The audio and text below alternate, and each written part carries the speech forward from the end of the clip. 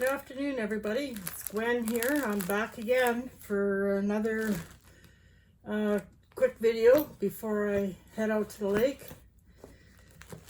I've been pretty busy. It's been doing nothing but raining here for the last few days, so I have got lots of sewing done. Got lots of bags, 9x9 bags. I got thread bags. These bags fit, I'll just show you here. These bags fit Sue Spargo thread. I've got 1, 2, 3, 4, 5, 6, 15 spools of Sue Spargo thread into one of those bags, which is good. And I got, they also fit Valdani. Sorry. They also fit Valdani balls. I believe 9 of those, yeah, 9 in each bag. And they also fit the, not sure how to pronounce it, if it's Morier or Mori. Not sure how to pronounce it, but it's a wool thread that I got from Cotton Harvest, what's upside down? Quilt Shop.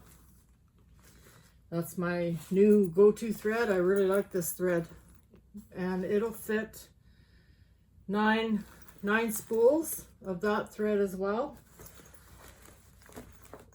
So anybody who's got lots of Valdani thread, lots of Sue Spargo thread, these are perfect bags for that. And they stack really nice, so I can put them on my counter and stack them up. So I've been busy making those little handy bags. Then I've made some probably medium-sized bags, I guess, 12 by 14. I got a few of these done up. And this one's my favorite one, all the bikes. And I got some kits made up with my favorite Tula Pink fabric. So there's a 15 by 15 bag, plus there's a 9x9 bag that comes with that. It's a set. I got 2 of those made, and I got a pink one made. Same thing, 9x9, 15 by 15. And those are nice bags for carrying around. Got a little blue and white heart bag, 15 by 15. Another set with Tula Pink fabric. I love this fabric. I think I used all of that fabric up to it's gone. Some more Tula Pink fabric. This is a set. It's I think it's 12 by 14, plus there's a 9x9 bag inside. And I got lots of 9x9, or sorry, 15 by 15 bags from anywhere from, I think I showed you these before. It's the Disney print and Star Wars. This is a really nice set. It's a dark purple with some green leaves.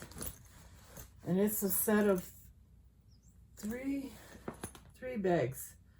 15 by 15, 9x9, and one of these bags are in that set as well. 15 by 15. So I got a pretty good selection of bags, and I'm thinking that this may be all I'm going to get done for the summer. I'll see. Depends on how much more rain we get, I guess. But all those bags are on my Etsy store at, and you can check out my Etsy shop at Cold Chicks Bags by Gwen. and you'll find those on there. Pretty sure I put them all on. So those are all listed. So hopefully I have enough to keep going for my shop going for the summer. And then I did a little bit of digging around because I'm getting ready to go out to the lake. So, oh, I didn't show you my Sue Spargo, this thread. I don't know if I showed you before or not, but there's Sue Spargo had a breast cancer awareness collection special edition set. Beautiful pinks. This color's not that great in here today, but really nice pinks. So I decided, well, I didn't even want to mix them up with my other threads. I thought I'll make myself a cute little bag to go with those threads. Then I don't have to separate them. This is Tula Pink fabric. A little frog with a bee, I think, or bee, a fly or something. Anyway, that was the last little chunk of Tula Pink fabric I had in that. But those threads are really nice. But I didn't want to mix them up with the others. I wanted to keep them together. So I made a special little bag for those. What else did I do? I put all my needles in this bag, but I am going to make a bag for these Sue Spargo needles. I just haven't figured out what that bag's going to look like yet. So for now, they're all in here. And while I'm thinking of it, I've had a few people, when people do buy bags, I quite often throw a little freebie in. And usually it's maybe one of these bags that I throw in, and people are wondering what they're for. And they're actually for whatever you want to use them for. I use this one to throw my little threads in, but you can put things in it, fold it up. It folds up nice, and then slide it in your bag. It'll pop open when you take it out. I have two of these bags for my clips when I'm sewing. I keep one bag on my table here, and I keep another bag over at the sewing machine. So when I put the clips on here, when I'm prepping my bag or whatever I'm working on, when I take it to the sewing machine to sew, then I take it off, take the clips off, put them in that little bag, and then when that bag is full and this one's empty, I just switch places with them. So they're handy for that too, but they're handy for a lot of things. You can use them for whatever you want to use them for. And while I'm packing to go out to the lake, I took the home wall hanging down, so it's coming out to the lake. I'm gonna head out there tomorrow. It looks like we're gonna have lots of sun this weekend, so I'm looking forward to just sitting and doing some stitching. I haven't done any stitching for a few days. That's a lie. I'll show you that later. I did something I told you I wasn't gonna do in the last video. So anyway, that home is coming with me. I finished, I don't know if you can see it, I finished February, and I believe this one is September. And then I have, what other do? I have one more month that goes on that wall hanging, but I haven't prepped yet. And it's August. Little school ruler and apples and stuff. I guess that's supposed to be to say the kids are getting ready to go back to school. Hopefully with the pandemic they will be going to school, but that'll be okay. So that's coming out to the lake with me. Pack it in I have a nice tote here that I line these bags up in when I'm taking them out there. I'm gonna take my little pillows that I was working on. It's Speaking of that, this one I finished. I showed you that already. I'll stick that in the bag because that can go out to the camper. I got a nice little display of those pillows out there in my camper. I have the Christmas wall hanging that I'm working on. That's gonna go out to the camper. And of course I got my crows. That's going out. I haven't worked on that crow for a while, so hopefully I'll put some time in on it this weekend. And the thing I was going to show you that I said I lied about. Started a new project bag with a new project that I said I wasn't going to do. Said I wasn't going to do any Sue Spargo stitching, and I lied. I couldn't help myself. I decided just to do a little bit of practicing from some stitches that I found in this book, her second edition of the Creative Stitching. I started, it's upside down, started a cushion. So I've done a little bit, I don't know if you can see that or not, did a little bit of drawing with chalk, and then I followed the lines, but I did a little bit of flowers here, and I'll tell you, it's not easy, but it was really cool. I quite enjoyed it. So I'm just playing around using some bits and pieces from her pattern from the Fresh Cut book,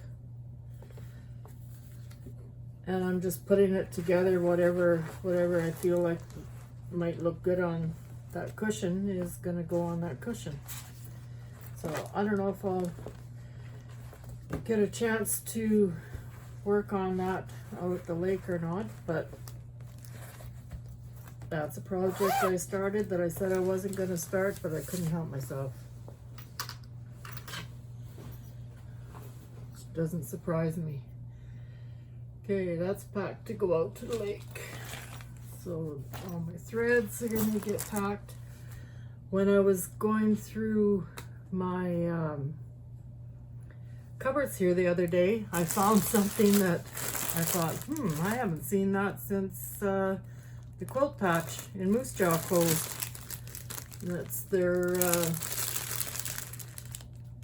Spring Blooms table topper.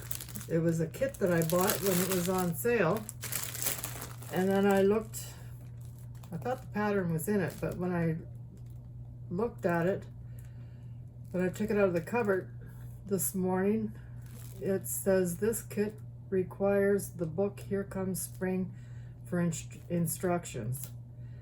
And I thought, well, wouldn't you know? I know I have that book, so I hunted through my books and I found it.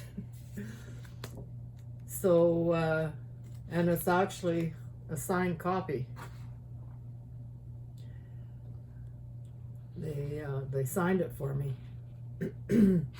So I have the pattern for this table topper, and I actually made this once, and it's really nice table topper. So I'll put those two together, and then I'm definitely not starting these.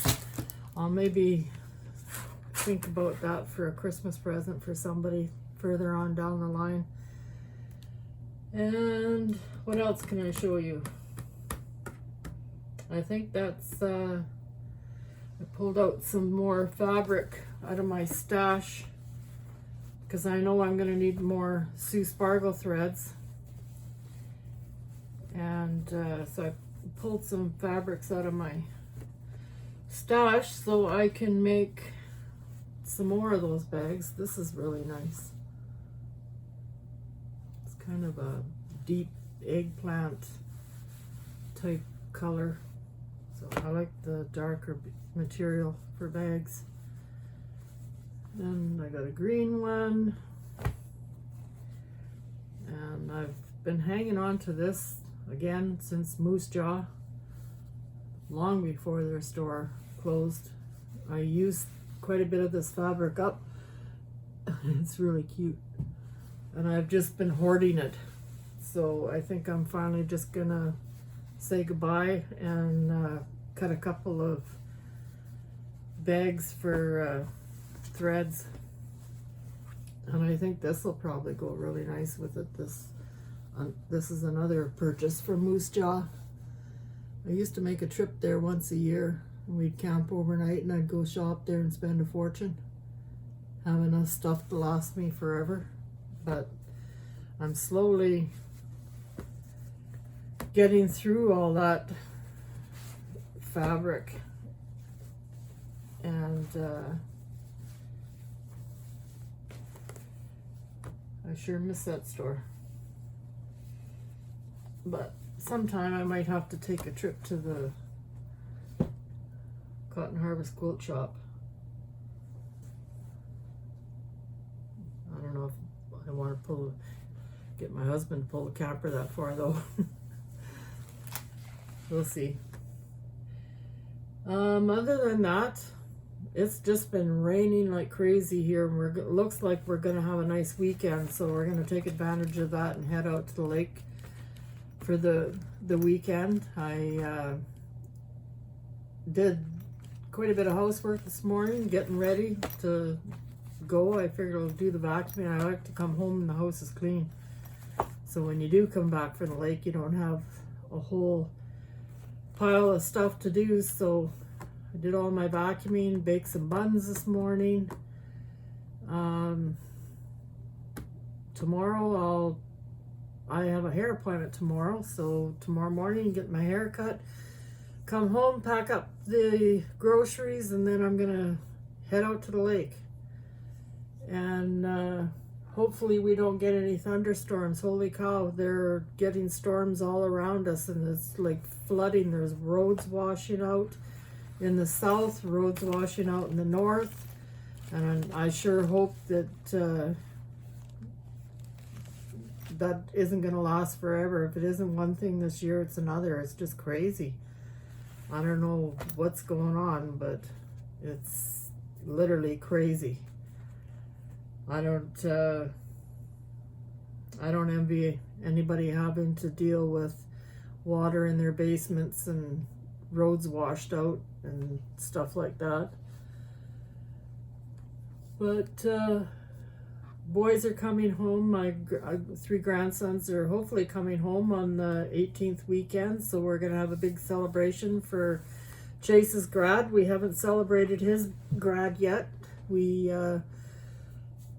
had a barbecue and celebrated Tyrell's grad, but Chase wasn't able to come, so we're going to do his party on the 18th weekend. So I'm really looking forward to that. We haven't seen the three grandsons for quite a while because of just work, school, COVID. Just hasn't been able to happen, so really looking forward to that happening. Other than that, I'm going to just do some more packing here, get some things ready to take out to the lake. These bags are a lifesaver because you can, everything you're working on, everything you need to work on a project, you can fit in that bag and you don't have to worry about forgetting anything at home. When I get to the camper, our camper's 30 miles away, so when I get out, and that's not that far, but far enough if you're forgetting something at home. So packing those bags and kitting your projects, getting them ready to haul out there is just the cat's meow, because I can, when I'm tired of working on one project, I put that bag away and just pick up another bag, and everything I need for that bag is, everything I need for that project that's in that bag is in the bag. So they're sure handy. And I like to take maybe 3-4 bags with me, just so if I get tired of working on one, then I work on another one. And depending on what's going on, if we've got people sitting around visiting, then it's nice to just have something to stitch on that's just mindless. There's no, you're not counting stitches, or it's not a whole lot of work. It's just like sitting there mindlessly stitching. It's just time consuming. So I make sure I take a lot of that kind of stuff out to the camper. If I can, I'll maybe try and do a little bit of a quick video out at the camper and just show you our little home away from home, with all my quilts and pillows and everything that I have out there. I'll see how the weekend goes, but I'll try. I like my little camper. Probably take better care of it than I do my house. Anyway, I would thank you, everybody that's subscribed and everybody that's been watching. If anybody has any questions, while I'm thinking of it, somebody asked me how I sew with vinyl on the sewing machine, because what happens with vinyl, if you just sew with it vinyl down on the sewing machine, is it sticks, so it doesn't feed through very well. So what I do is I take parchment paper and painter's tape. I cut the parchment, I have big sheets of parchment paper, probably 11.5 by 14, if not bigger. I cut them in half, and I take the painter's tape, I tape one side down on one side of the needle tray, and then I take the other side and tape it down with painter's tape on the other side of the needle tray. So the only piece that's showing is just the foot with the teeth, or the feed dogs, whatever you call them. It's the only thing you're going to be able to see. Everything else I cover with parchment paper and tape right up to the needle component where the feed dogs are. And that just works like a cat's meow. Nothing sticks to the vinyl. It doesn't jam. It doesn't move around. It's works perfect.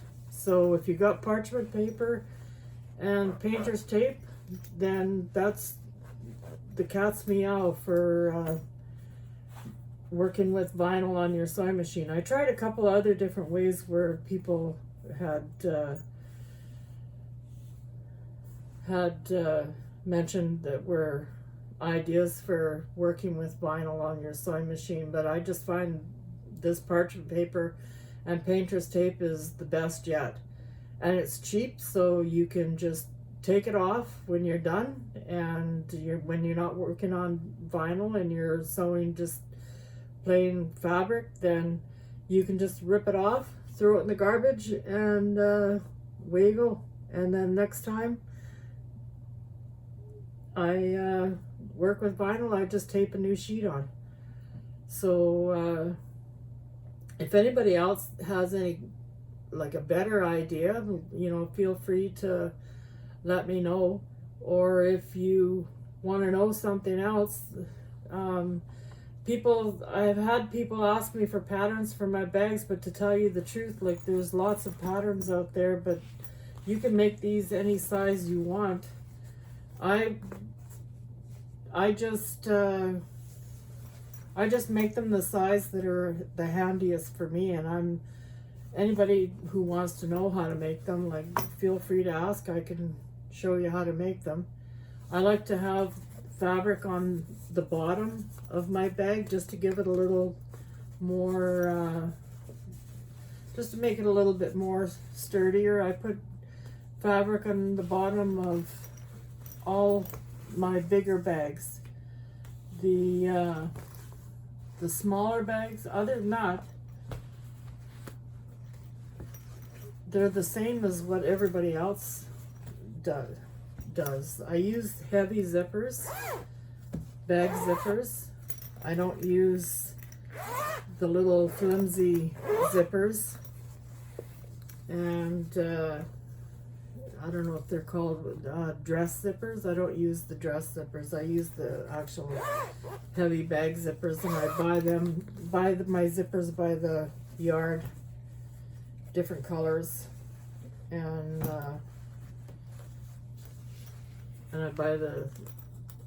I make my own zippers. And that's pretty much what a lot of people do. So I really don't have a pattern. I can show somebody how to do it, but they're not hard. They're quite easy. But if I was to write a pattern for somebody, I swear to goodness it would be full of just chicken scratch, because I don't even know if I could make the same bag twice. In some cases, depends on how many I've made. But yeah, anybody who wants to know how to make them, I don't mind showing somebody how to make them if you want to make your own bags, or somehow giving measurements or whatever. Anybody who wants to make their own bags, if they see a bag here that they like, I can give you the measurements of what I use for these bags, and you can make your own. I usually, the bigger bags, the 15 by 15 bags, I usually quilt with quilt batting, and the rest of the bags I use Shape Flex, which is, I've got a smaller piece here. It's fusible on one side, and I love this Shape Flex. I go through bolts of it, and I get mine from Colette's in Yorkton. As soon as I'm starting to run low, I phone her up and order another bolt, and she's pretty quick at getting it to me. And I use a lot of that. I use it on the back of any stitching I do. I do it on the back of I put it on the back of embroidery. Once you fuse it on, it stays there. It's not going anywhere, and it doesn't shift. You can't stretch it or pull it, so it holds everything nice and stable. So anyway, I'm gonna finish packing up here, and I'll try and do a little video out at the lake this weekend if I get a chance.